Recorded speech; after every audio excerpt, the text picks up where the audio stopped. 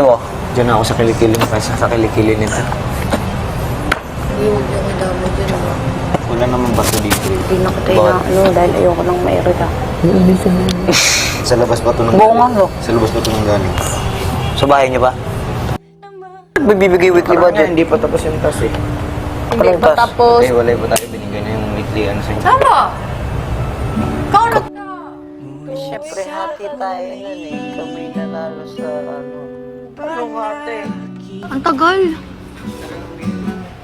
Ano mo? Hotpot mo.